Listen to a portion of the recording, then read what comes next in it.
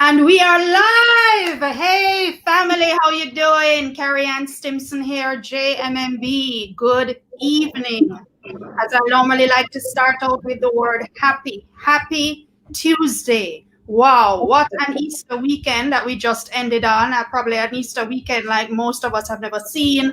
And we are here again, bringing you another JMMB Goal Getter Live. As we've committed, JMMB is here with you, providing you with the information and the content you need to navigate this COVID-19 crisis. And again, we're still getting adjusted. We always been talking about, boy, when we get out, we're going to get back to normal.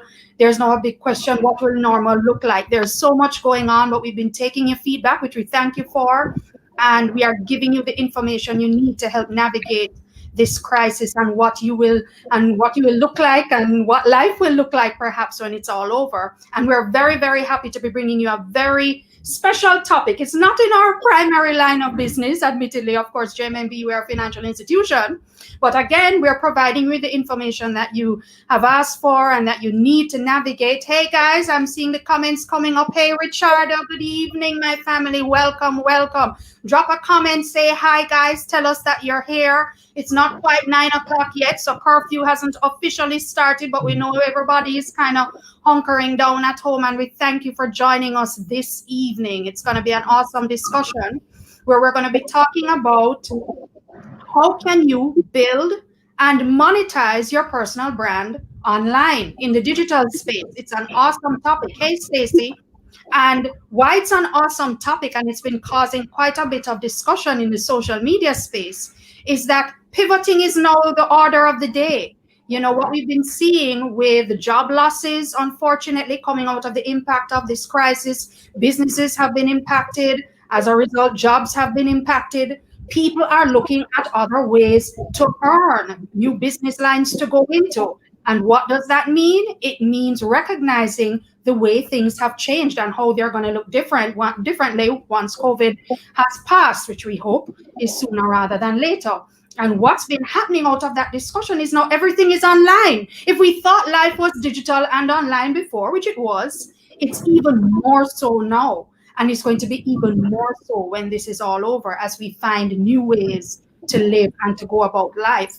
And building your personal brand and learning how to monetize, aka make money from your personal brand, is what we're going to be discussing tonight. And we have two awesome ladies who are experts in the field here to break it down and have the conversation here tonight. And we're very happy to have them. Let me jump and introduce them right now. So the very first guest is, boy, she is a friend of JMMB because she's always supporting things we do and have, and we're very, very happy to have her. She's actually one of our valued partners. We've used her company, Garrick Communications, to support us on a couple of major initiatives, most recently being Elevate 2.0 that took place in January this year, where they did an awesome job in supporting us with all the communication. But she personally, as a communications professional who calls herself the PR chick, she knows exactly what she's talking about. And there she is. Hi, Naomi.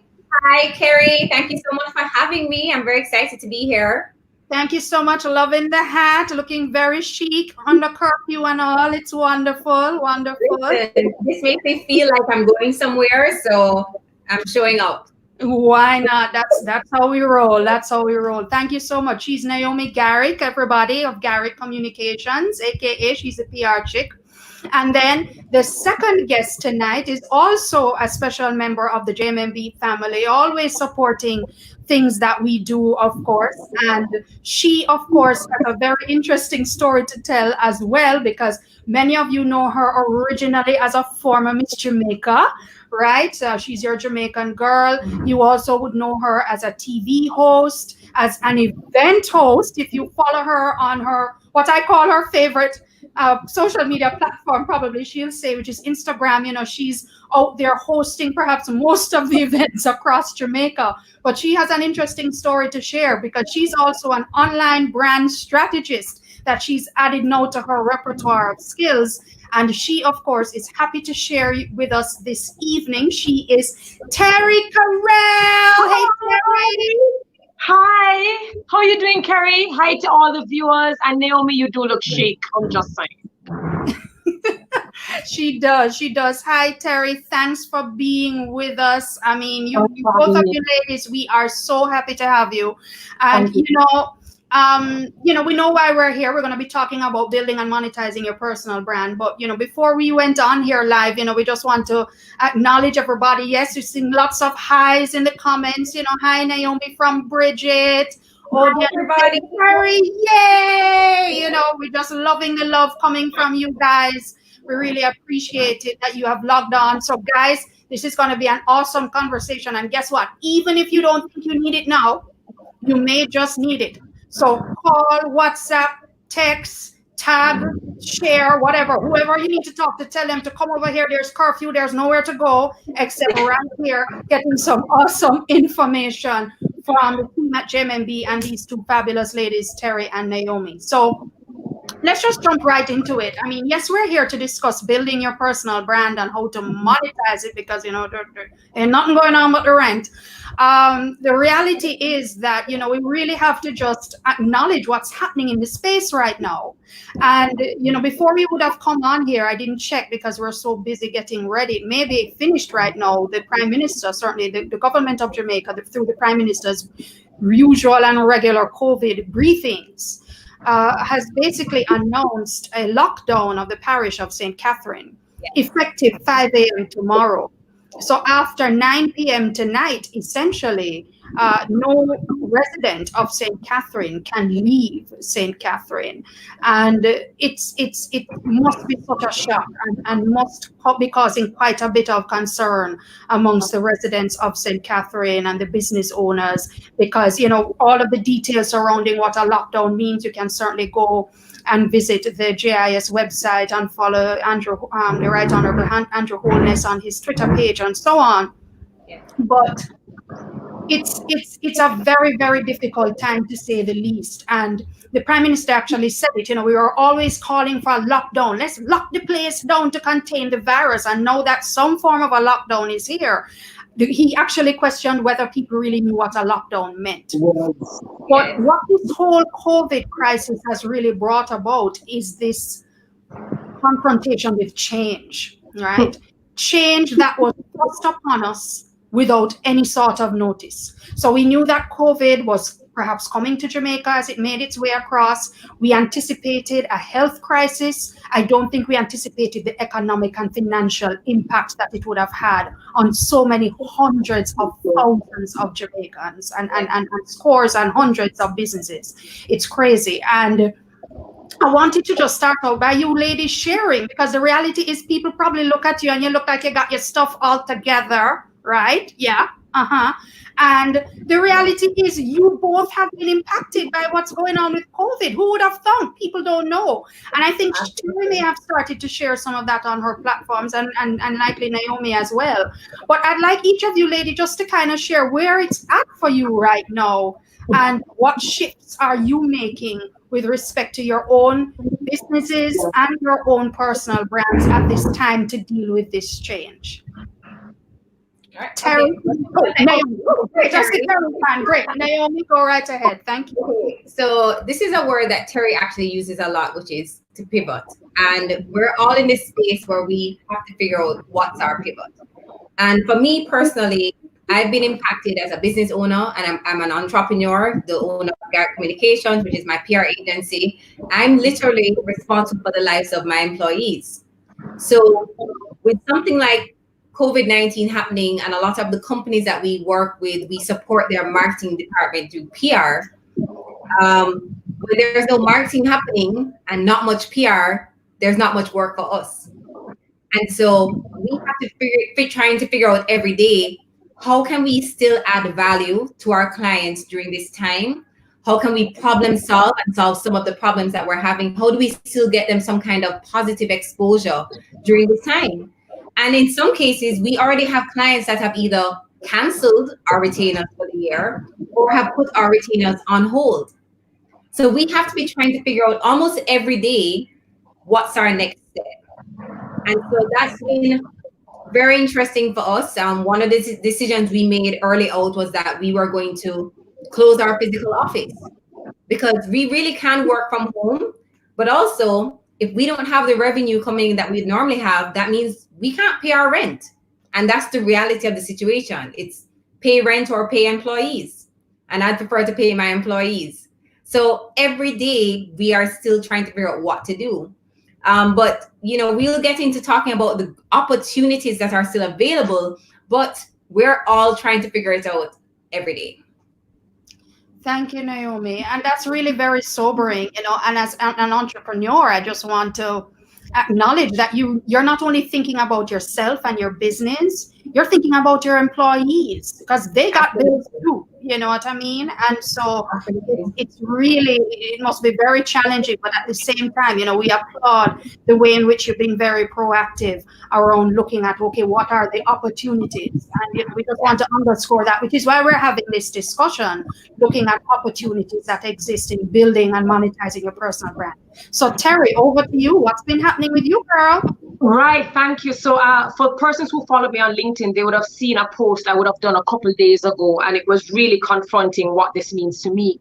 So for persons who don't know me or know me, they know that I am basically a freelancer. I'm a contractor, and I'm contracted to host events internationally and locally. And these events are usually large audiences. Like, this is what I do. And so because of COVID-19, I literally saw Paris cancel, Bahamas cancel, Barbados cancel, Domrep cancel. I saw all of these events literally just cancel, which meant that I had to take a step back, which is something that I would recommend to anyone who now realizes that they have to pivot and they have to change. I understand the fear, I understand the uncertainty, because I was the one asking myself, well, what do I do now if that was my core competency? But I had to step back and I had to breathe and I had to think about this. I said, Terri, you've been going through pivots all your life. All your life, you've literally had to do something else that you are not formally trained for. And I said, this is no different. You can do it. And so what I've now started to do is I've started to think of all the archived knowledge that I have and that I have gained over the past few years. I've started to think about all those messages that I've gotten from persons saying, would you teach public speaking? Would you teach us this? Would you teach us that? When are you going to do a seminar? When are you going to do a webinar? And maybe now is the time for a lot of us who are sitting down on archived knowledge and talent and skills to start putting it in the form of webinars, ebooks, courses, classes. I think that is where a lot of us might need to turn our attention to. Thank you, Terri. Again, it's shocking, because I was just saying, we're used to Terri on Instagram in those fabulous dresses, hosting all these events, and overnight, literally, not just Jamaica, but the entire region. Yeah, that's over. And we are sure it's going to come back in some way, shape, or form, but we don't know when, we don't know how. But the fact that you just had to respond and to pivot, is really sobering. And I think, as an audience, we can connect with that this crisis is impacting so many people in so many different ways. And again, because we're now really laser focused on the online and digital space, we always were, but now we really have no choice. How can we leverage the opportunities in that space? And so that's the discussion. Nikisha is saying, Terri, I feel like you're picking on me. What, we're mashing the corn? Gosh, and I do that from time to time. So I apologize in advance for draping up anybody tonight. It's all good. It's all good. We're here just feeding off of each other. Let's hear in the comments, guys. If you are thinking about building and monetizing your personal brand in social media, let us know, because we want to hear, what questions you may have, or even what tips and ideas you've been using and thinking about. Feel free to share it in the comments, because we're going to move into our first question, and I'm going to direct it at Naomi, Naomi, could you just start out, because not a lot of people are actually even probably au fait with what a personal brand is when you said to build your brand. So could you just kind of level set and start out by telling us, what is my personal brand exactly, and why is it important? Why should I even be putting it on display? Sure. So the reality is, Carrie, is that we all have a personal brand, whether we believe it or not. Our personal brand is simply our reputation. And I would say personal branding is a couple of things. It's how you see yourself. It's how the rest of the world sees you. What do people say when you're not in the room? But more importantly, it has become what Google also says about you. And that's why we're going to talk today about how do we show up in our online spaces and how can we monetize those opportunities, because the rest of the world is already online. So you need to be there too. And a lot of times people are making decisions about you based on what they see in an online search before they even have the pleasure of meeting you in person. And so that online and offline brand becomes super important. It's about you being your most authentic self, but it's also about you showing up when it really matters. And that should be all the time. Because what we find sometimes is that people can be one person online and one person offline, but at the end of the day, you're still the same person. So you can't really separate your personal from your professional brand. It's one brand. It's your brand. And you have to guard that reputation as best as possible. And it starts by how are you showing up in these different spaces? What is the type of experience you're creating with individuals when they get a chance to interact with you and your brand, whether by hearing about it through word of mouth, whether by interacting with you in person, or how they are exposed to you and how they experience you in an online space, whether it's through Instagram, Facebook, a live webinar. What is the experience that you leave with someone? Thank you, Naomi. So basically, I mean, what I think I'm probably even picking up is that even when we're having this discussion, a personal brand is not just important to an entrepreneur. It sounds like it really should be important to anybody who expects to earn an income, either from a salary or from a client, in the case of a business owner, correct, Naomi? Yes. Oh, sorry, Terry. Let me just wrap up here with Naomi. Am I picking that up from what you're saying? Yeah, absolutely. And the thing I would add to that is that one of the important things about your personal brand is that you have to figure out what differentiates you from someone else.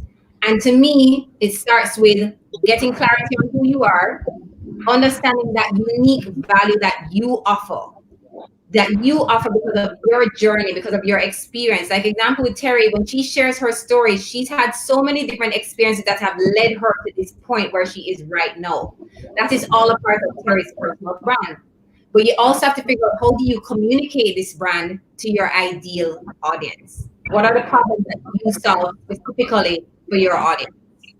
Thank you, Naomi. Terry, you had something you wanted to raise? Right. The only thing that I wanted to add, because Naomi explained that perfectly, was the fact that we have to get over the mindset that when we speak about a brand, we're speaking about the big brands like your Oprah Winfrey's and your Apple and your Amazon, and you figure, no man, when they talk about brand, they're talking about big brand. But look at me and my little work and my little talent. I think we need to just stop playing small, and we need to realize that before those brands became super brands, before they became big brands, they started in a basement, in a kitchen, in a garage. They started really small, but they had to have a particular mindset to tell themselves that we might be small now, but we're going somewhere. And so we can't wait to get to the CEO level to then say, let me show you what we've got.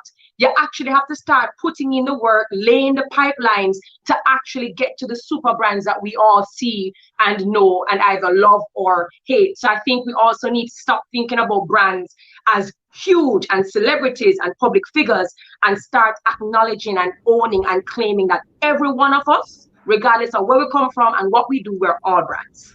Everybody has a brand. That is the takeaway, people. Right? What's interesting too, just to add to what Terri said, if you don't mind, Carrie, is that right now, even the CEOs, a lot of individuals make their decisions about going to a company based on the personal brand and reputation of the CEO. So it is something that is so important, and companies could be losing out on great talent because of the reputation of the CEO. Absolutely. So we have to be aware of that as well, how it affects all those different spaces and everybody from the gardener. Well, I like to tell everybody that you are the brand manager for the company that you work at. Anywhere you work, you become a brand manager for that company once you're wearing their branded shirt and you work for their company, because you now become a part of their brand and their culture as well. And I think a lot of people don't understand that. Thanks, Naomi, and thanks, ladies. I'm getting some great feedback here in the comments. Nikisha also got her corn mash. Thanks, Naomi. I needed to hear this. You ladies sending me to do some homework. That's what we want to hear about the Yes. brand. And we'll have lots of homework for you. Absolutely, and it's great. It's great. Hi, Rashawn. Good night. Welcome, welcome. Hi, Shireen. Welcome. I saw Desreen from Trinidad and acknowledging Boogie. Big up. Thanks, Boogie, for tuning in from Twitter. Acknowledging that the gig economy has always been a big income earner in other countries. This conversation supports how are we Jamaicans tapping into that. That's an awesome opportunity, and that is actually a great segue into our next question, which I'm gonna turn into Terry's direction. What are the benefits or the advantages of identifying or being clear about your personal brand? There's so many, but the ones that I will start the one I will start off first is trust.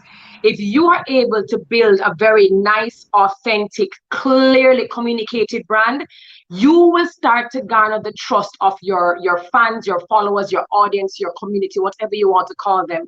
And there's nothing in this world that trumps your loyalty, because those persons eventually become either your clients, they become your collaborators, or they become your cheerleaders and your champions. They will go out and tell everybody else about your brand. Number two, I would say it benefits in terms of networking. So a lot of us don't have a lot of reach where we are, especially if we are not recognizable, or maybe we don't have big brands. We may not have a big reach, but certainly when you start to build your brand and your brand starts to take shape and take form and people start to buy into it, you start to network and enter into areas and arenas that is global. I think we need to remember this is a global, digital, fast-moving market. And so because I was able to build my brand, I now had persons reaching out to me from all over the world.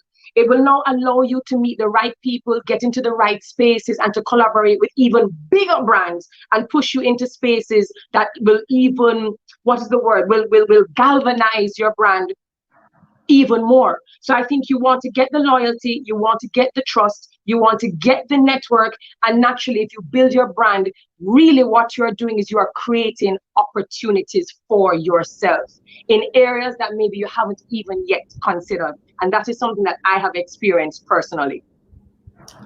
Great. And I love that point, because again, even in a time of crisis where people have to be thinking about change and pivoting, for those people who would have invested enough into building their personal brand from before, they actually could kind of be at an advantage at this point.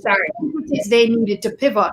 I just wanted to segue onto part B of that question, Terry, because maybe if you could give us, we said 5, in the questions in the preset, but what are kind of like the 5 things I should be kind of doing right now, in terms of when building my personal brand that I should be thinking about right now? Okay, I have like 10, but you asked 5 and I'm going to give you 5. And Naomi actually touched on some of them. So I'm going to give you my 5 C's, right? The first one is character. Before you jump into anything, before you determine what you're going to do, who you're going to help, I think you have to have a very good idea of who you are, what your core values are, what are your principles, where is your brand integrity, what is it that you're going to stand for, and what it is that you're absolutely not going to tolerate. So number 1, I would definitely say is have an idea. Please do some retrospect. What is your character saying? What is it that you really care for and what you stand for? Number 2, I'd say competency. Naomi kind of touched on it. It makes no sense that you start a brand online and it's nice and it's polishy, but then when people actually meet you, what happens is that you're completely different. You actually have to be competent. You have to have the gift, the skill, or the talent. And it does not mean that you have to have a master's, a PhD, or a degree. It simply means that you need to have the expertise and you have to have the knowledge to become an expert in your field. So you need to be competent on all forms. So it is the what do you do? So who are you? What do you do? Number 3, the cause. So why do you do what you do? A lot of persons need to stop comparing themselves to other people and trying to create brands that look like other people, and they have to ask themselves, why is it that I am doing what I am doing? And that is your cause. When you have figured that out, the question now becomes your community. Who are you serving? Who are you trying to help? Your vibe attracts your tribe. Who is it that is going to be your client, your ideal client, your collaborators, as well as your champions and your cheerleaders? You have to have a good idea of who your community is, because you can't be everything to everyone. Or if you're trying to be everything to everyone, it's going to come tumbling down. And finally, I would say communication. So if you know who you are, you know what you do, you know why you do it, and you know who you're serving it, it's not going to make any sense if you cannot efficiently communicate this. What are the channels you're going to use? You're going on Instagram, Twitter? Are you going to have a blog page? Are you going to have a website? Are you going to do it through storytelling? What are your formats? Video, photos. It's the how that is really going to help persons to understand who you are and why they should buy into what you're creating. Those are my 5 C's. Thank you. Love that. Character, competency, cause, community, and communication. Love and that. This has to be done consistently. Yeah.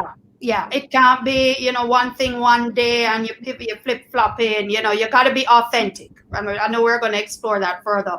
I want to just stay with Terri a little bit before I go back to Naomi, because we're now moving into that segment of the conversation when we're talking about how am I to be communicating, my personal brand. And you spoke about communication as the last of your 5 C's, right, Terri? And you talk about your audience. How do I choose my audience? Because of course, I'm a marketer. So one of the first questions you ask in marketing is who's your target audience, right? Mm-hmm. So similarly, as a brand, your own personal brand, you have to have a target audience that you're speaking to, right? How do you choose it? How do you find your audience? I mean, what does that even mean in the context of a personal brand?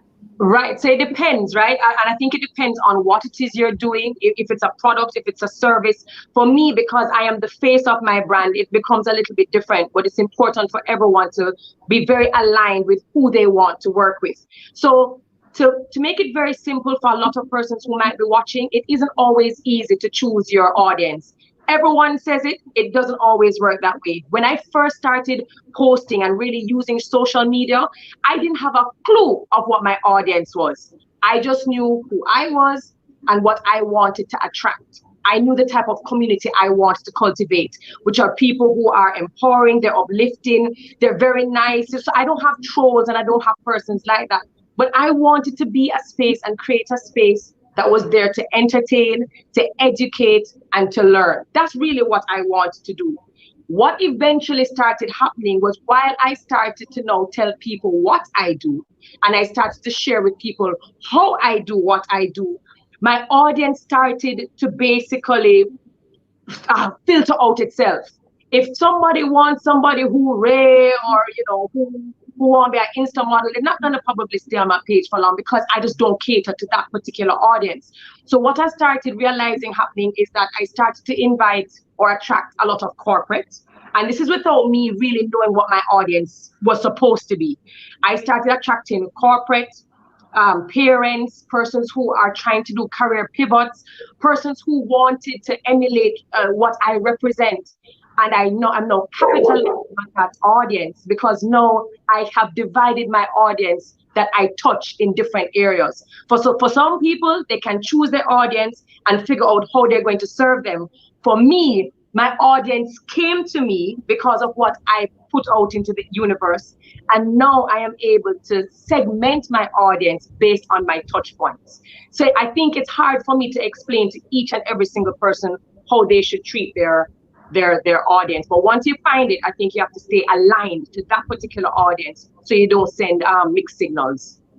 Great. Thank you for that. Can I add to what Terri said? I'm going to go to you next, Naomi. Go ahead. Okay, so I get that question a lot as well. And in marketing, we use this term brand avatar. That's where you actually try to really define who your ideal customer is or your target audience. And you can use that same strategy when trying to decide who your audience is. So I have a business coach, and one of the things she said to me, which I say all the time, is that people won't know what you have to say until you open your mouth. So you need to first understand, as Terri said, you need to get that clarity first on who you are and who do you want to serve and what problems do you actually solve. because you want to be speaking to an audience that you can actually solve their problems, because they're coming to you for a reason, whether it's to get a word of wisdom or to buy a product or service or to get some inspiration or whatever it is. So you have to first identify, what do I have to say? What value can I bring to my space, regardless which platform I'm on? And then I think an easy way to actually find out more about your audience as well is to find out what are their problems. And you start by just asking those questions.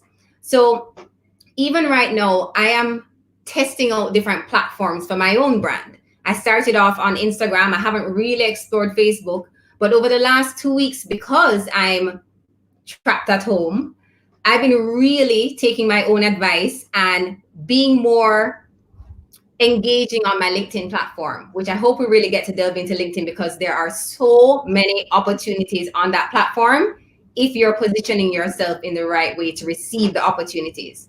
And over the last 2 weeks, I've been more consistent on the platform, more active, more engaging, and just providing value, not expecting anything in return.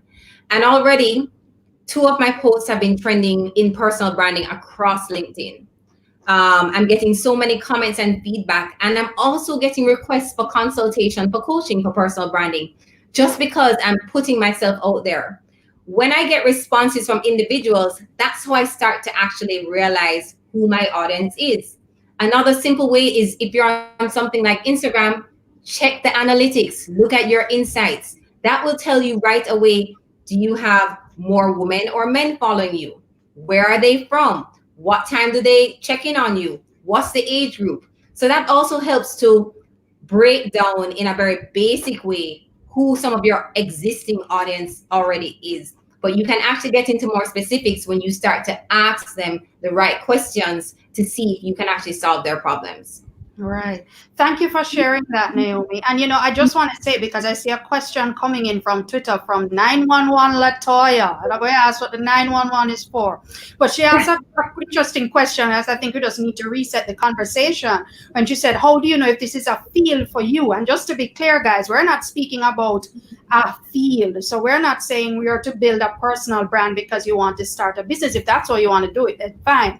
What we're saying in this conversation is that every one of us, we each have a personal brand. And what we're talking about is, how do you establish and build your personal brand first and foremost? And if you would like to monetize that brand, that's an extra step. But at the very least, what we're saying is, you have a brand. Your reputation, your name, your line of work, whether you're an entrepreneur or you're employed, is a brand. And what we're talking about is how to build it, how to put it out there so that it creates opportunities for you, COVID-19 crisis or not. And then we'll go into monetization. I want to jump back to Naomi, because Naomi kind of started to go into it, because now we want to move into, how do I communicate, my personal branding online, and with all these platforms, because he started to talk about LinkedIn and Instagram.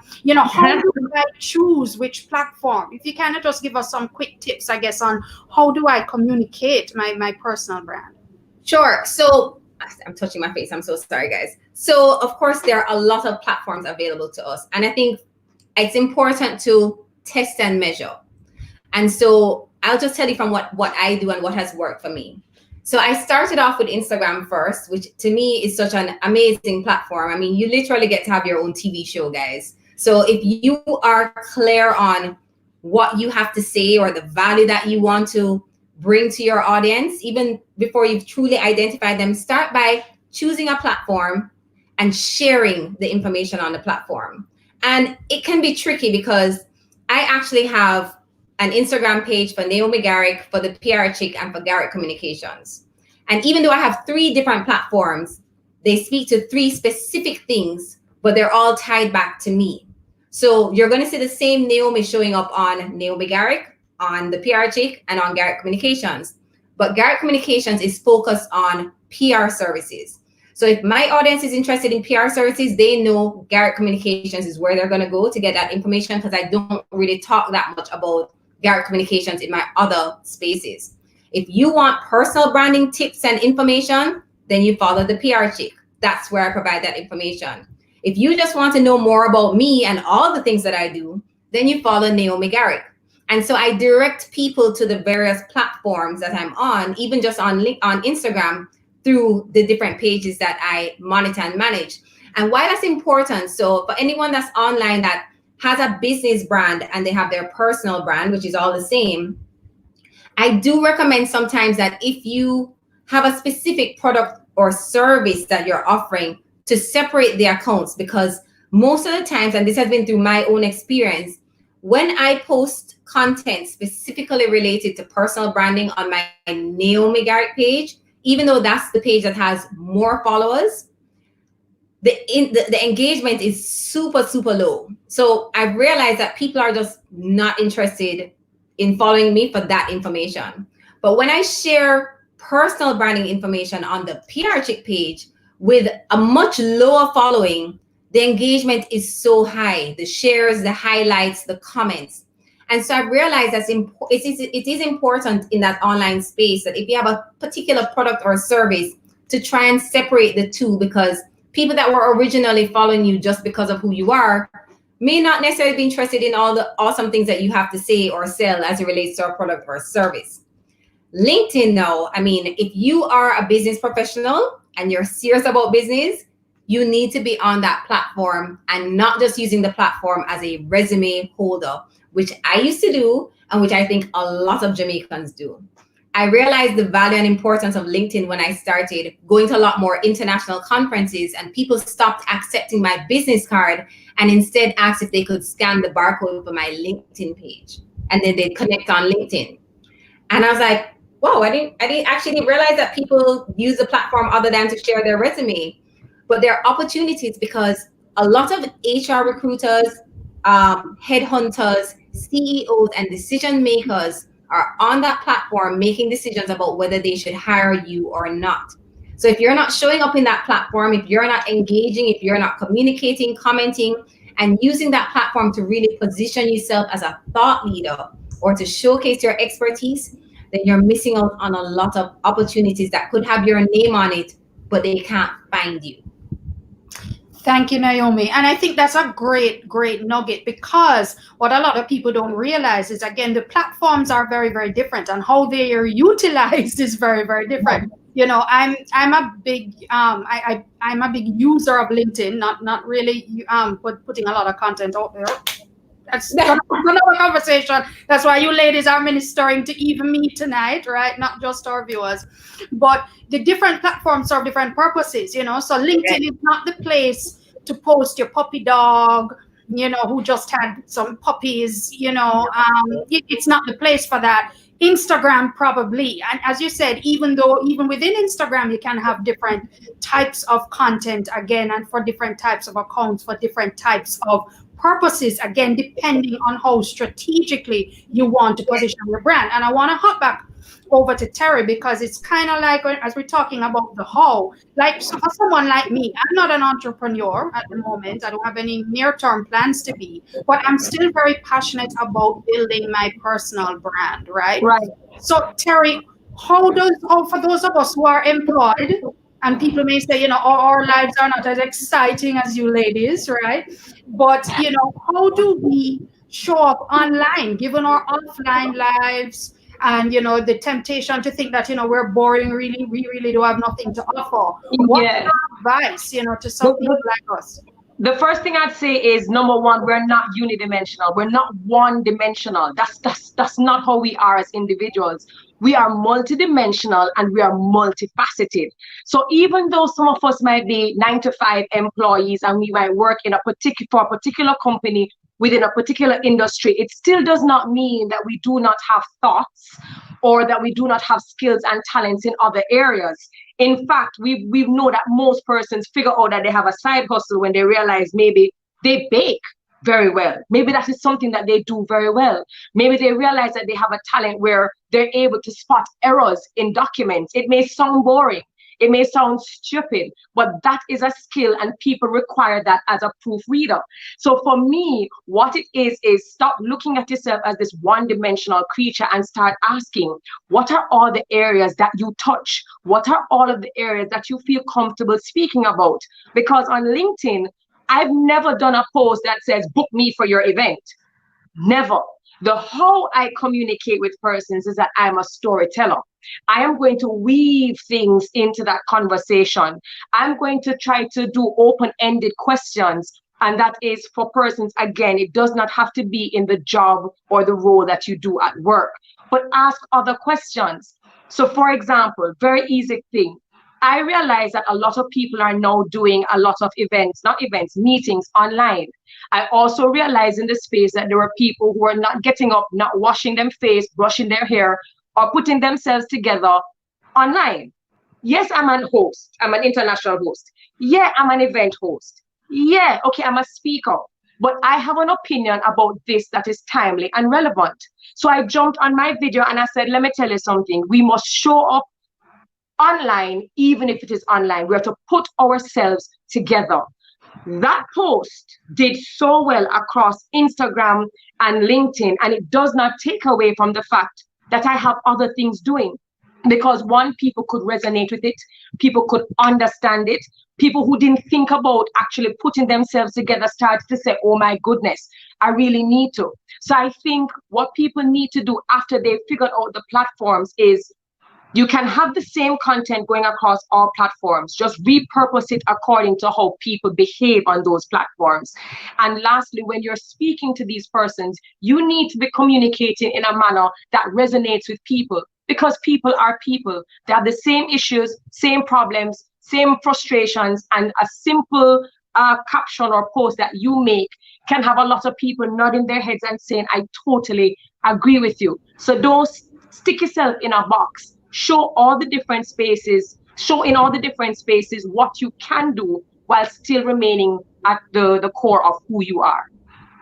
Wonderful. I like that because, you know, what it's really saying, again, going back to the whole point about being authentic and recognizing that you have a voice and you have something to say. And again, irrespective of whether you are an entrepreneur or you're employed, you have skills that you can bring to the table and there's value that you can add.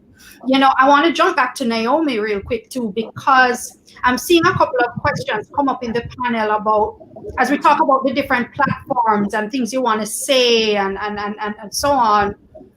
There's a concern that some people have about, okay, how do I make that step bearing in mind what has already occurred? So there are some people who say, look, I'm an introvert. I've never really been into the digital online social media thing.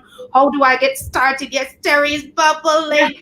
And then there's another person who says, well, I already kind of have a persona out there, but how do I really know, I guess, bring some more structure around it, using the platforms more effectively? And maybe some people just need to make a change. You know, God is a forgiving God. Some of us may have started out a little rough around the edges. You know, relate to there what the history had there, because you know the internet never lets you forget. But we're at a stage where we're like, look, you know, I want to make a change. I want to pivot. You know, Naomi, what's your advice around just kind of, you know, putting that structure in place, getting started, or making that shift? Sure. So it always goes back to the three things: clarity, value, and communication. No matter what you're doing, you have to start by getting that clarity on understanding who you are, what's important to you, what are your values, what are your beliefs, almost like what's your mission statement, right? Then you need to think about your value. What value do you bring, whether it's through your profession, through your life experiences? What problems do you solve specifically? And then three, which we're going to talk about, the communication, where and how to communicate this to your ideal audience. And so if we start with something as simple as doing a Google search, if you were to Google yourself right now, would you be happy with everything that comes up? Do you even know what would come up on a Google search? And the thing is, a lot of people, before they get to meet you, that's how they might get to interact with your brand first, by whatever comes up on Google. So you need to start thinking about, if someone were to meet you online for the first time, what would you want them to say about you? And that helps you to start thinking about what kind of content should I be positioning? Because I saw questions about content. You need to first understand who you are and the value that you offer, so that you can start now thinking about, okay, this is what I do. This is what I'm knowledgeable about. And as Terri said, it doesn't have to be related to your profession. You could be knowledgeable in something totally unrelated that's still of value. And then you start thinking, okay, if I'm in this profession, what are maybe 5 questions that people ask me about all the time that I can easily answer? That's content. So for example, I did a workshop recently for an insurance company, and they're all insurance agents. And I would say to them, okay, why should I choose you over one of the other 50 people in this room? You can't just tell me you're an insurance agent. You have to tell me what it is that you do as an insurance agent that's done differently or better than the person sitting beside you. So that clarity is really important.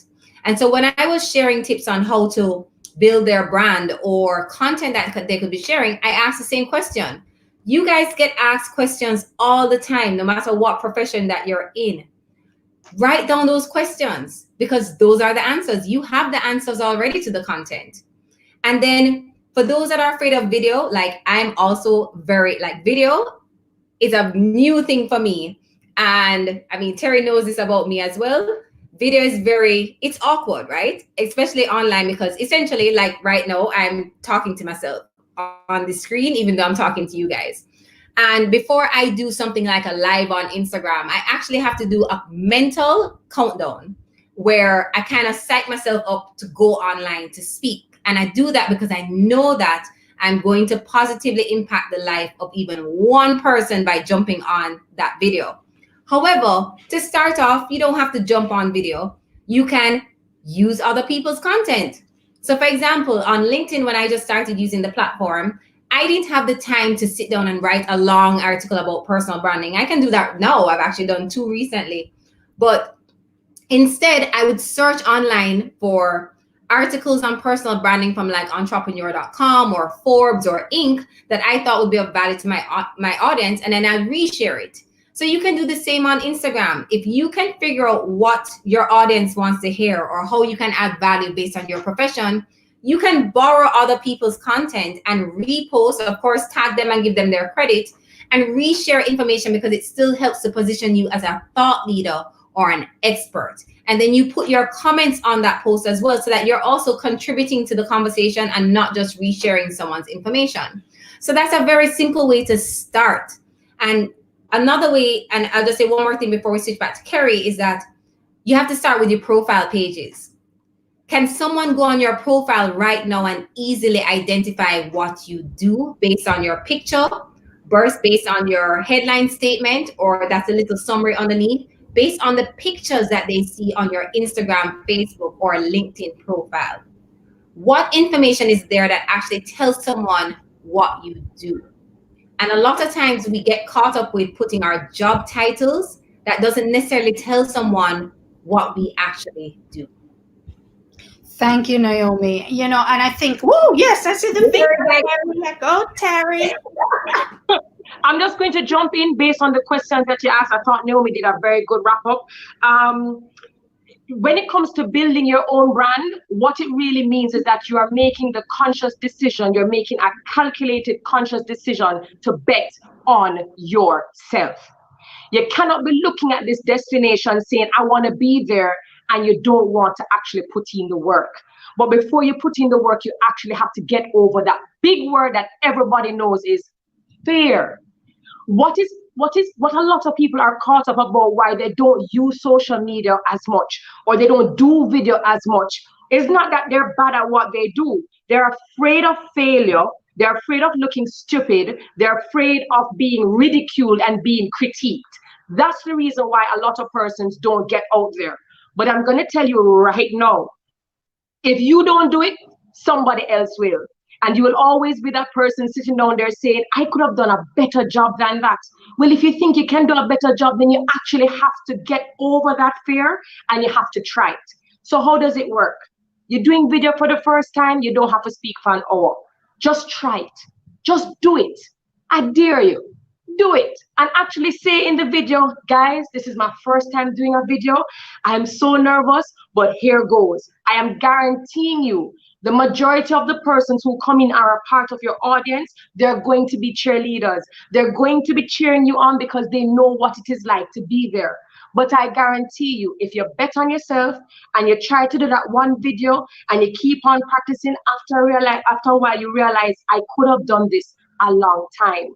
For my introverts, you might be saying, well, I'm shy, I'm an introvert. I can't do what all of these media personalities and PR persons doing. Let me explain something to you. You cannot define yourself or restrict or limit yourself based on a label. I am an introvert. To be more specific, I am an INTJ. Here is how I have built my brand to work for me. I am bad at networking.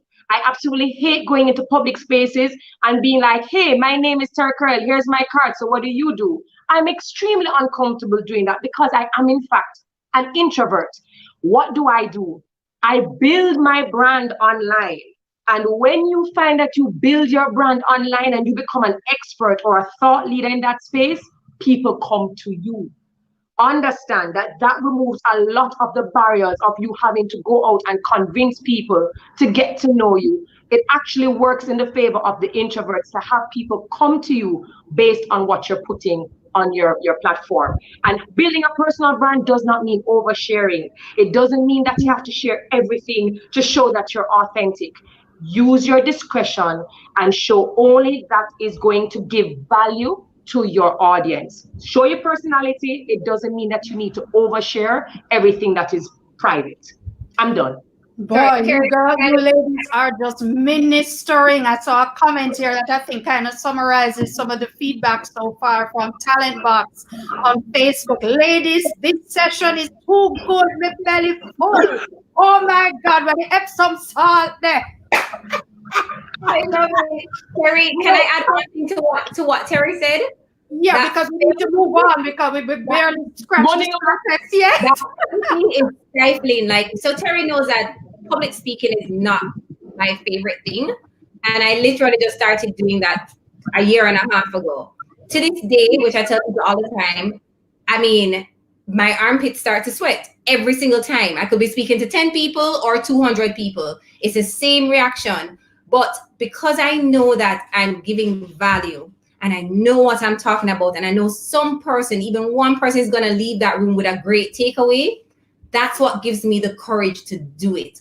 So don't look on us and just think like Terri hates staged photo shoots. Like I had no idea until I did a photo shoot with Terri and I was like, who is this person? Who is this person? This is not Terri Karelle Reid. So we all have our things, but we have to understand that in order to serve our audience in the best possible way, we have to find a way to get over it, right? So my armpits will still sweat and Terri will still hate to do photo shoots, but we do it anyway because we know that our audience will appreciate it.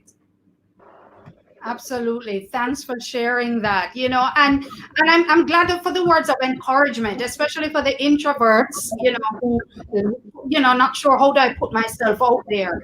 And there was another question about creating content. And I think Terri's point, you know, I just want to stick with Terri for a minute because what you would have shared kind of segues into what the next question would have been, which is, you know, how do I strategically or tactically leverage my offline brand persona online, right? And I think it's a great question because especially when you talk about generating content, a lot of where your content is going to come from is actually in your offline life, things that you do every day, experiences you have, encounters that you may have. So how do I do that exactly? That's a very good question. And I'll tell you, about maybe a year and a half ago, I was terrible at that. I'd go to my jobs, I'd do my job very well, excellently, and then I would leave. I wouldn't capture a photo, I wouldn't document, I wouldn't create, but the persons who were in the room would know that I was there and that I did a good job. Except for if I don't have anything to show for it, and if I don't speak about it, then how do people even know that it took place, right? Remember, we're talking about building a brand. So this is what I started to do. I would go to the events and I would now start to document what it is I'm doing because we don't all have time to create. So now I get a photo of myself at the lectern, or maybe I am scribbling notes, but I'm clearly doing what it is I do every single day. When I go online now, what I will do is I will post about the event, but I really don't talk about the event. I'm not a hard seller. People don't like being sold to. They like when you tell stories. So chances are you will never see me say, book Terri, I was awesome. I was great. I am going to talk about something that took place at that particular event with the photo or the video that shows me doing what I do. Here's where the magic happens. The magic happens because persons who were at the event, they start to come under to say, we were there. You were amazing. Oh my gosh. What that is social currency. Those are micro testimonials from other persons who are experiencing your brand in real time. Then you engage. Thank you so very much. What now happens is that other persons who are on the outskirts saying, boy, I wish I was at that event. Why is this important? There's some people who are in your audience who are going to be following your journey, and they're going to be clients who are going to be booking me. There are others who are going to fall on the outside who may not be clients now, but what they're going to do is when they're in their meetings at their office, what's going to happen is they're going to say, hey, we think Terri Karelle might be great for this opportunity. And that is how I started to build out my brand. So it was never a hard sell. I had to have my file, my photo or my video that would help me visualize or to help my audience to see what it is I do. And then eventually what would start happening is that the conversation starts happening about how I dress, how I take my clients' colors into consideration. And that helps a lot. So what I'm saying is do not take for granted the work that you do. What we need to start doing is documenting it behind the scenes. How do you process before you get into a job? Those things people actually care about and are things that can bring value to your audience. So that's what I do across my brands. Thank you, Terri. And I just want to wrap this section because we're going into our final section where we're talking about monetizing now. So we even have more juicy stuff coming. Guys, we're seeing the feedback and we thank you. Absolutely loving this session. This is some good information, very informative. I hope you're texting and you're WhatsApping and you're tagging your family and your friends to log on to this conversation. Let's be generous. Bring them in because we're still heading into our final section in a couple of minutes talking about monetizing. But back to Naomi, because we're talking, Naomi, about how do we use our offline brand persona to leverage and provide content for the brand as we are online, right? What's the biggest misconception that people have about their offline brand persona and their on? Because sometimes you see somebody online, and when you meet them in person, sometimes it don't really line up. So Terri is on the floor. So, Naomi, what's the biggest misconception? Because we're all about authenticity, right? So I think the biggest misconception is that people think that they can have multiple personalities as it relates to their brands. And they cannot.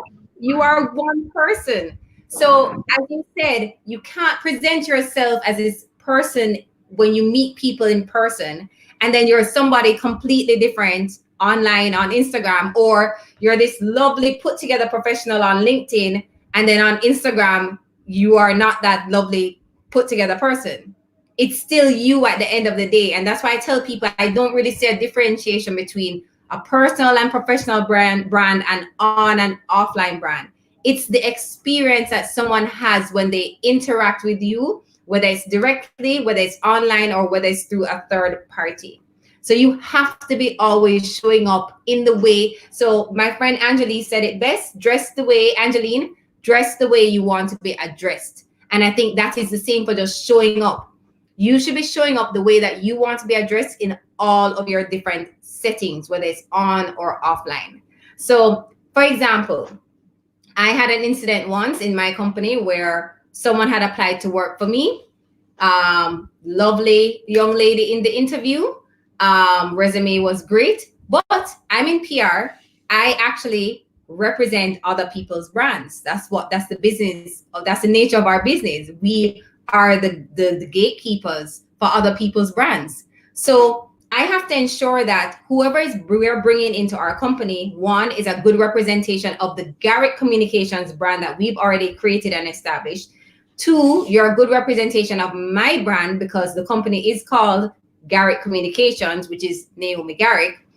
And 3, that you actually would be a good representative for the companies that we work with on a day-to-day basis.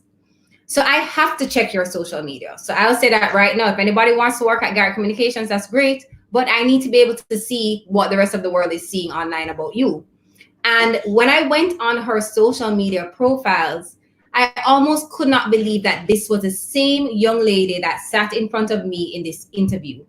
It was a totally different character, and not in a positive way, not in a way that would add value to my organization. And so that young lady did not get the opportunity to work with us. And the reality is that individuals that are seeking jobs right now, and I'm a small company, so imagine those big institutions, right, that you want to work for, that have these HR departments and their IT departments. They're absolutely going to be checking your online media profiles because they have to ensure that you are who you say you are. That's why even when you're applying for US visa now, you need to also tell them your social media platforms that you use and your handles, because you cannot write that you're this wonderful person on paper and you're someone totally different that the rest of the world is seeing. So you have to be very aware of how you're showing up and how you're representing yourself in the best possible way on the various platforms. Guys, it's very easy to go through and do a social media cleanse.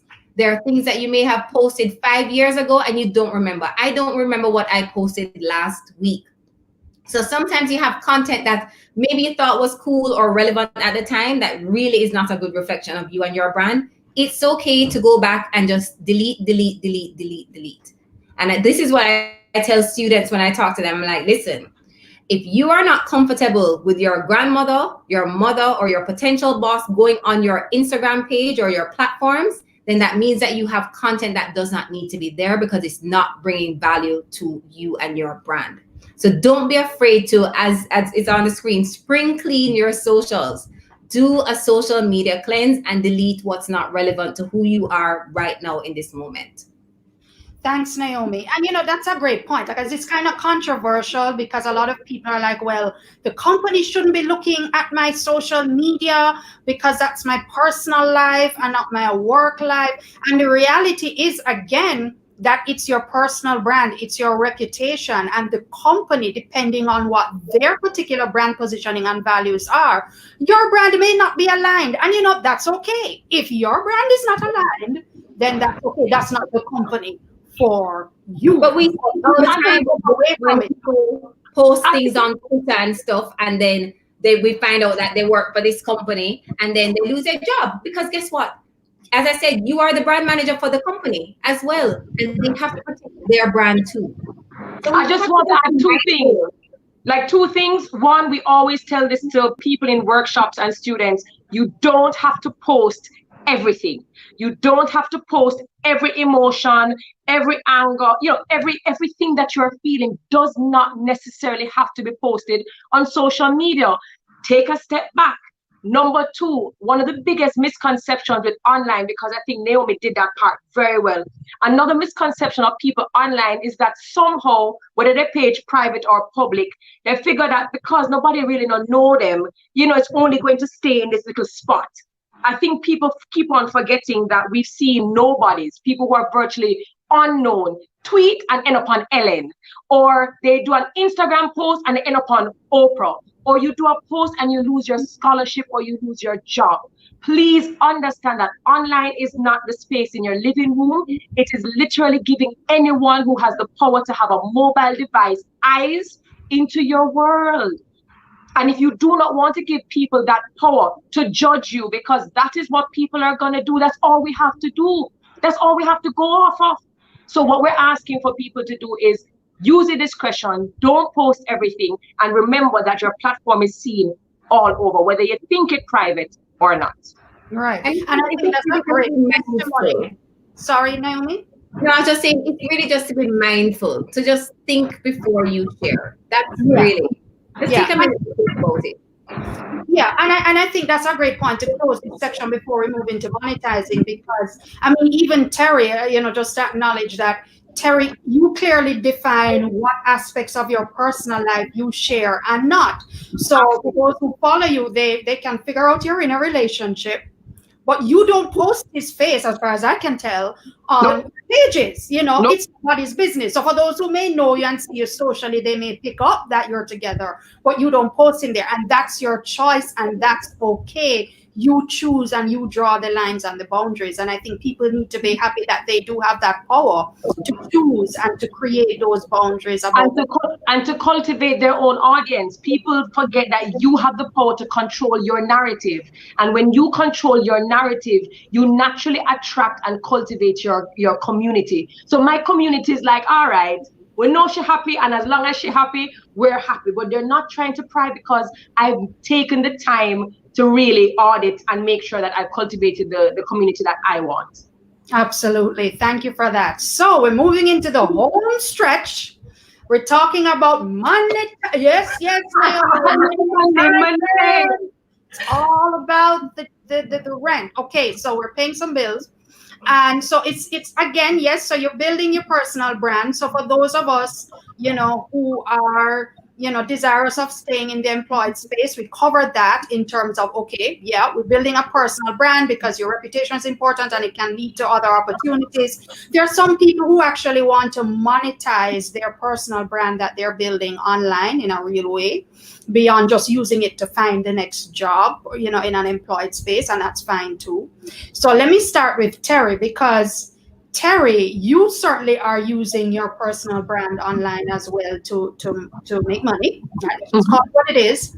And it's good to hear from you, definitely, because there's a lot of misconception. Well, me never win Miss Jamaica.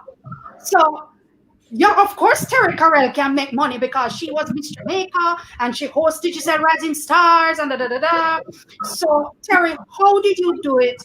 How did you start? And certainly for the average Joe, what are kind of the top 3 things that we should be doing or starting to do to begin to monetize our personal brand online? Right, and I appreciate that, and I can understand why it would seem like some of us have a competitive advantage. But then I would raise the point that there's so many people who are on TV that don't have big brands, that don't have good personal brands. So it means that even if you're on a channel and you are recognizable, even you are vulnerable if you're not literally being intentional about what it is you do. Secondly, even though I'm on Digital Rising Stars, for example, my audience grows exponentially outside of that moment that I'm there. And that is because of the content I put out outside of the platforms that I'm on. So this is what I started to do. I started to become very intentional about everything that I posted. Everything that I post, even if it's a joke with myself and my daughter, it became a joke. I mean, it was intentional. So everyone knew that my core competency, for example, was TV hosting and event hosting. Persons who knew me in our close circles knew that I was a powerful speaker. Jamaica didn't know that. They knew that I could speak well and that I could host well.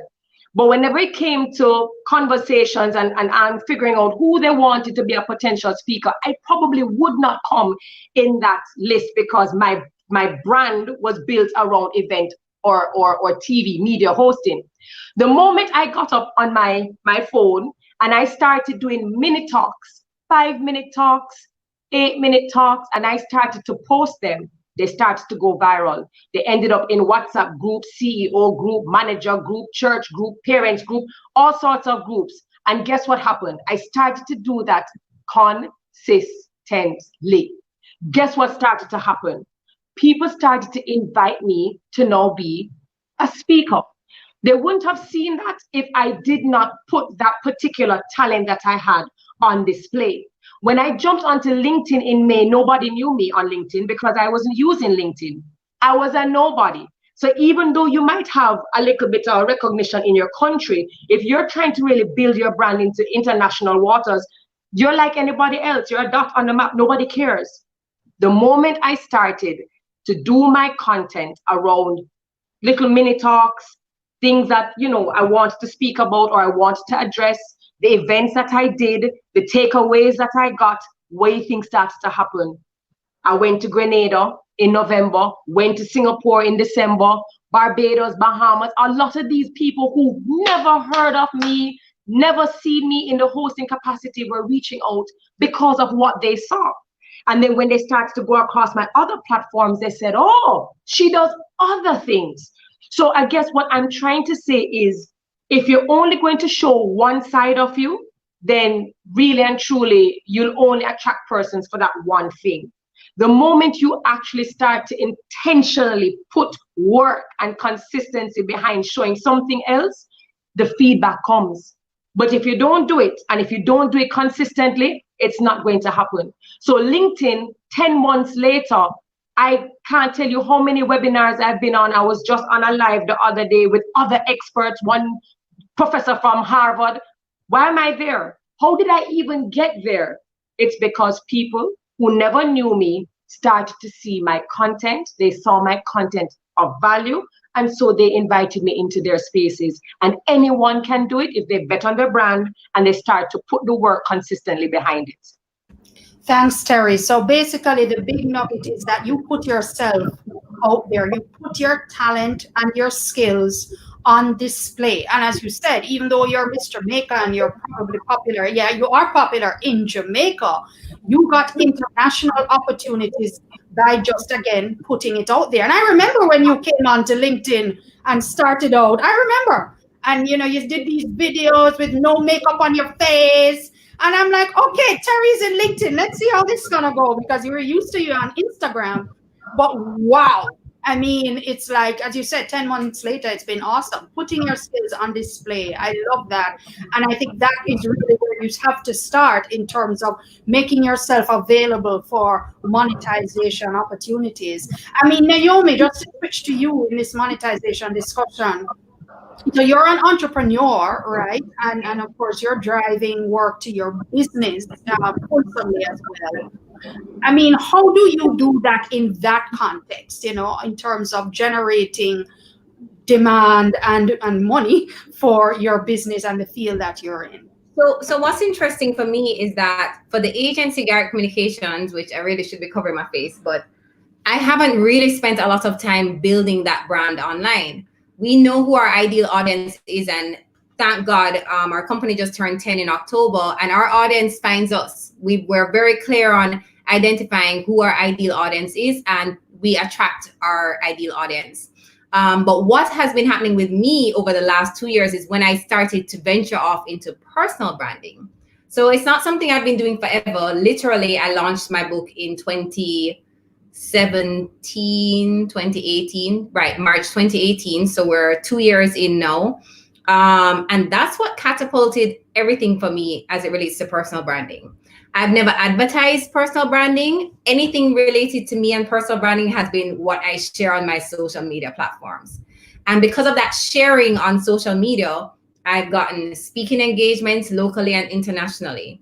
Like Terri, I'm invited to speak on webinars with people that I don't even know. I've sold more workbooks because of what people see online. If I do a live, if I do a session, then people are like, oh, you have a workbook. Sometimes I think people just know that I have a workbook, but they don't. But it's because I'm putting myself out there and I'm sharing and I'm giving a lot of value all the time, instead of asking or promoting that, hey, let me be your personal branding coach. It always leads to other opportunities.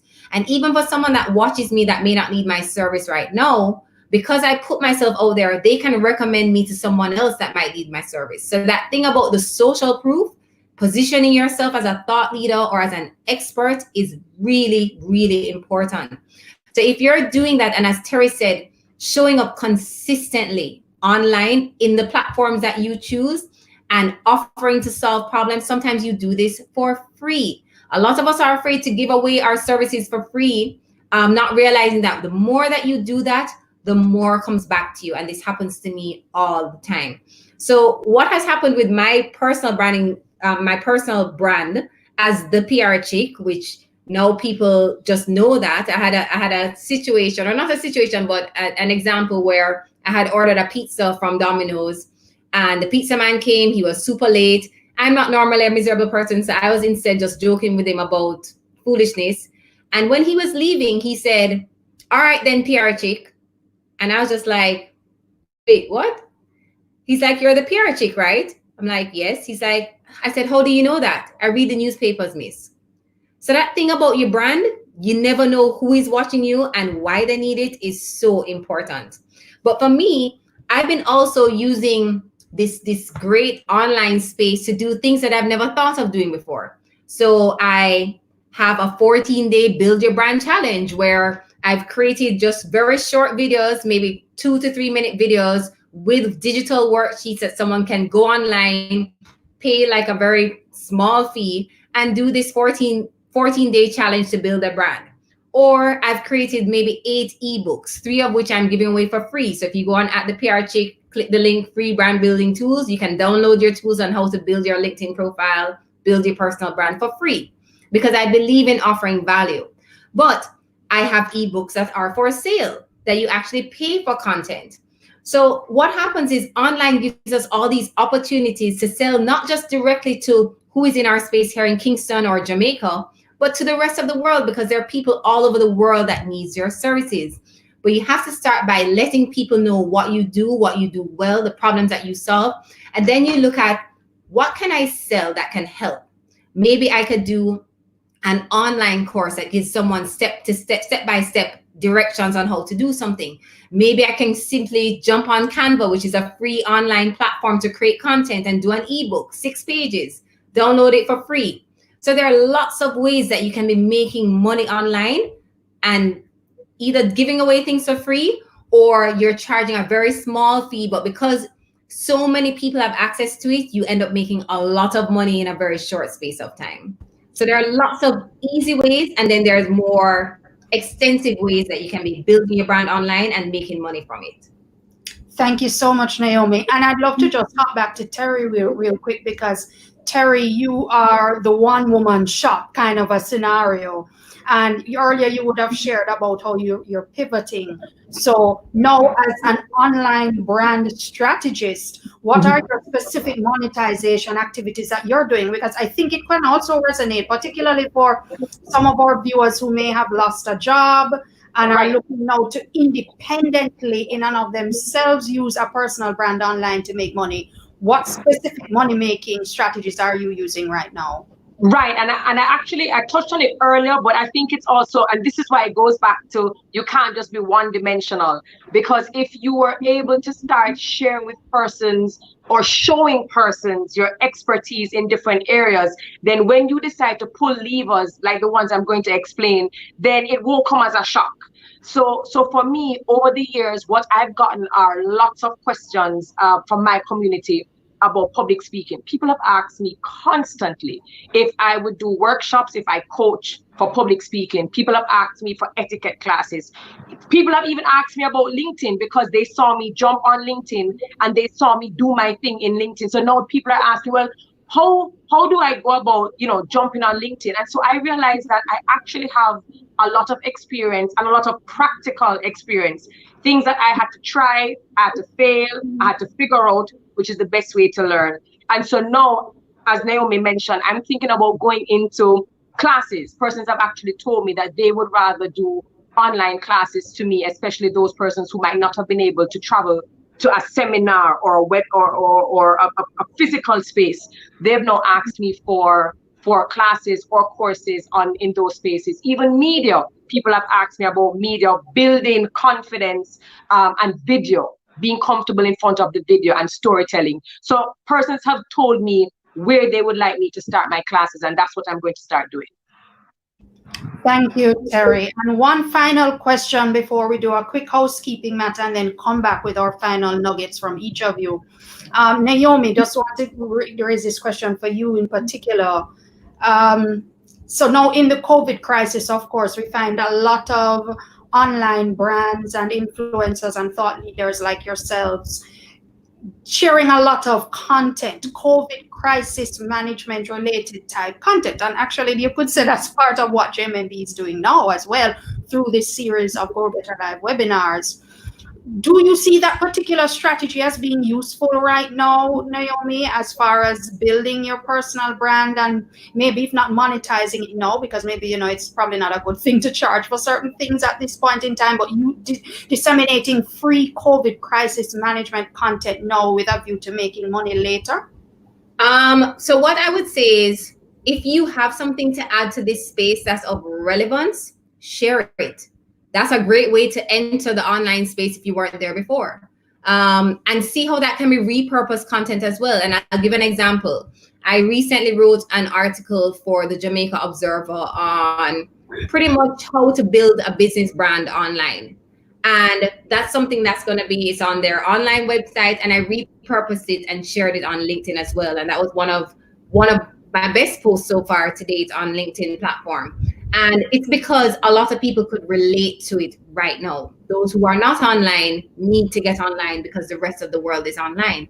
So if you can use COVID-19 because you can offer value in that space to share something that could be beneficial to other people, that could be actually a great way to jumpstart this brand that you're going to start developing and sharing. But you have to know what you're sharing and that is actually going to be of value.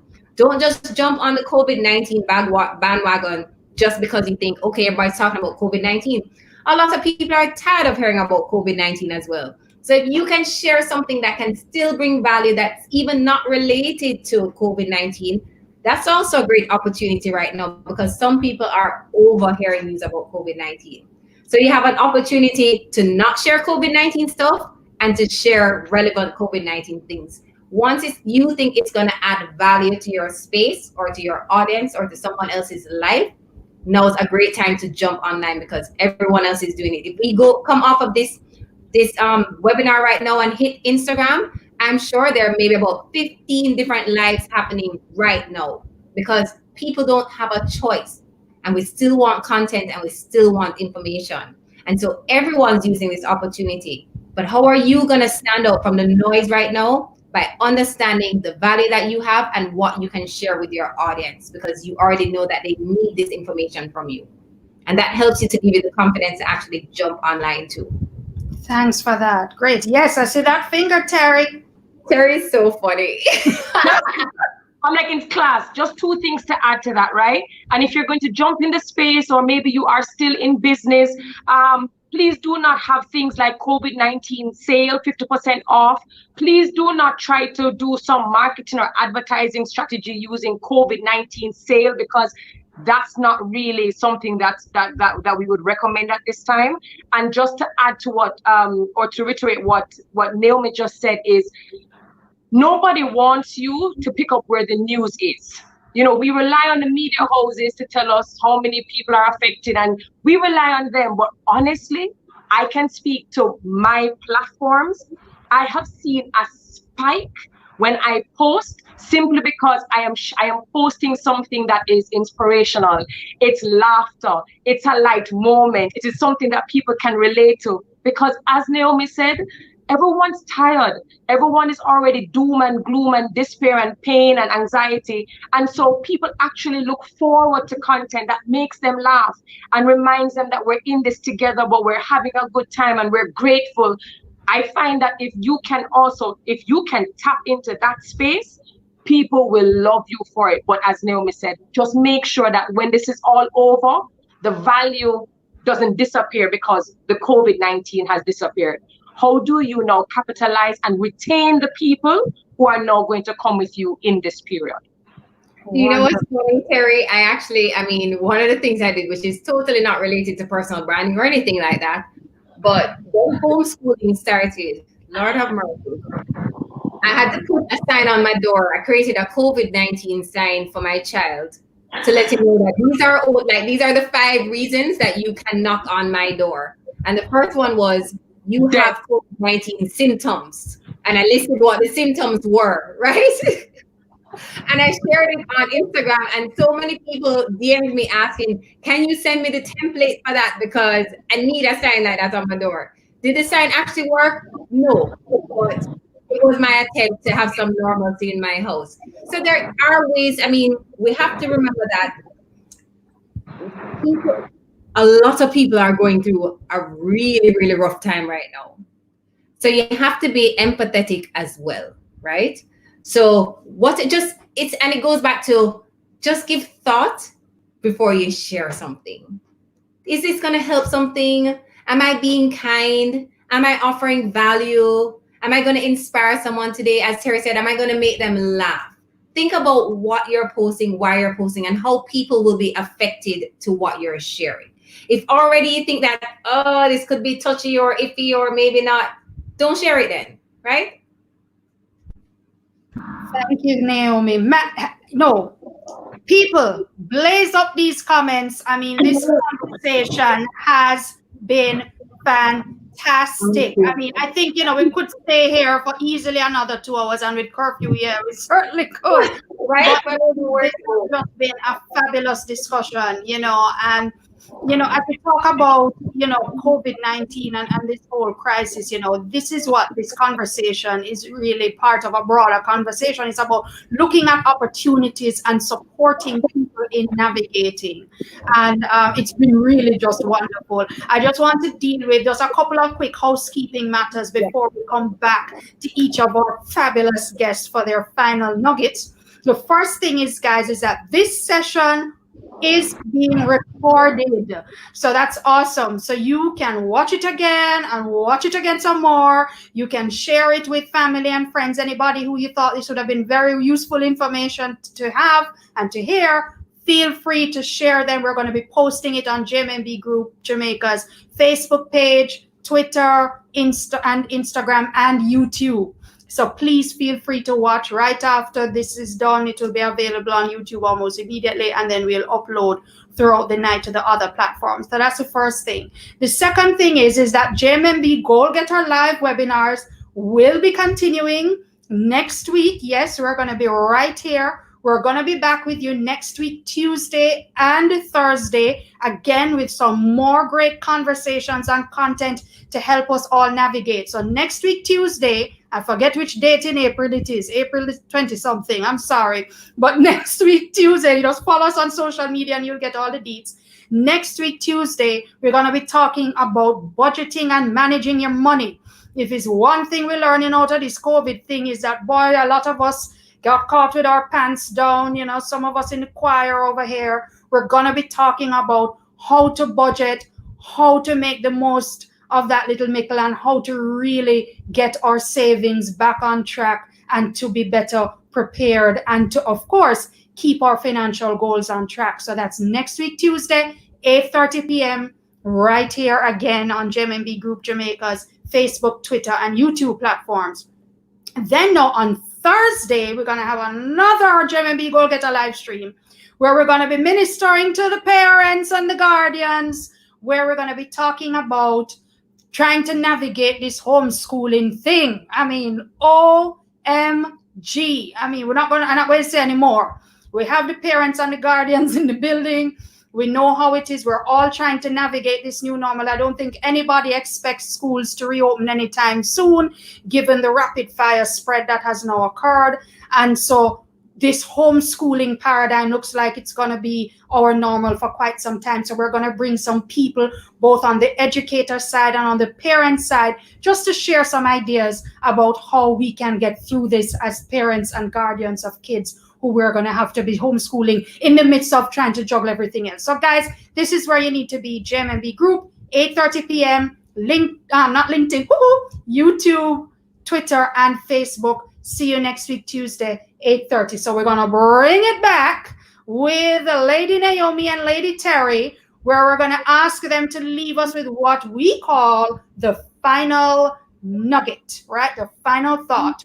And so I would start off with Naomi and ask Naomi, so I've heard all this great stuff. I'm going to go to sleep. I'm going to dream about it and simmer on it. When I wake up tomorrow, what's the first thing I need to do to build and or monetize my personal brand? What should be that first item in your view on my to-do list tomorrow morning? I would say take some time to do some introspection and get clarity on who you are, what you think is your unique value, and who you should be communicating that to. Once you have that, you can update your online profiles, all of them. Change your headshot, update the content so people know actually what you do and who you serve. I would like to add one more thing. Use this time that you have, if you have the extra time, to build on your skills if you can. I own a company. I'm a personal branding coach, and I'm still taking the time to learn more things. Digital is not going anywhere. So if you need to up level your social media and digital marketing skills, there are a lot of free online courses. I just completed my certification from Google Garage on fundamentals of digital marketing, because guess what? I know that that's going to help me, and it's also going to help my clients, whether it's through personal branding or through Garrick Communications. So use this time to see how can you add more value to your brand, so that when you come out of COVID-19, you're coming out with a lot more skills, more clarity, and you understand what you're communicating to your audience. Thank you so much, Naomi. And I think that nugget is actually very applicable. I see somebody here making the point, what if I'm just starting out in the working world? It's the same thing. What do you want to, how do you want to position yourself out there? Get that clarity, set it up, put your profile in place, get your headshot, get your stuff together. I love that. Terri, what's your final nugget? I think you're on mute. Personal, Naomi did a very good job of the wrap up. Before, take your time, don't be hard on yourself. This is not an overnight thing. Personal branding journey is an ongoing journey, and you're not going to figure out everything right away. In fact, it is as you go along, you're going to continue tweaking and realizing a lot of awesome things that you didn't even know existed. So because Naomi said that, let me tell you this. Number one, your brand is greater than you would even ever know unless you try. Stop comparing yourself to others. Stop looking at other people's lane and focus on your own. When you focus and invest in your lane, you will get to your destination much, much faster. Believe in yourself. We can give you the tools. You can read all the workbooks. You can buy all the ebooks. You can do all of the classes. If you do not take the opportunity to actually believe in yourself, to bet on yourself, and know that you have a talent that can serve your ideal client, then it's all for naught. So what I really want people to start doing is believing in themselves as the brands that they can potentially be, and put in the work and be consistent and invest in your brand the way you invest in other people's brand. Done. Love that. Love that. That's awesome. We're seeing some great questions coming. I know that a lot of them we would have covered. So please, guys, this session is being recorded. Please rewatch it. I'd love you to follow these ladies. Where can we find them? They can send their questions. They can send their questions as well to us individually. Yeah, so Naomi is at the PR Chick. That's Instagram, right? And on LinkedIn, what are you, Naomi? Naomi Garrick. Naomi Garrick on LinkedIn. And Terri? I'm at Terri Karelle, no hyphen, and I'm Terri Karelle on LinkedIn. Perfect. So please follow them, because I know I think probably today or yesterday, Naomi, you had a post about a free online courses, I think, that are available. So I have free online products. So if you click the link on my bio and at the PR Chick, it will take you to some free ebooks that I created that you can just download right away. Right. And I think you also shared about some places where even if you want to upskill, as you're talking about. So there's Google Garage, there's Udemy, there's HubSpot. You just search for free online programs. There are so many right now. There's even ones for entrepreneurs, business basics. Like, everybody's opening up their platforms and giving away content for free because they know that we all need it. HubSpot Academy is bomb. HubSpot Academy is where it's at. I'm actually doing a social media certificate at HubSpot right now. All right. So yeah, guys, so just Google free online courses, tons of options. Watch this broadcast again. Follow these two awesome ladies on social media because they'll keep the nuggets coming, right?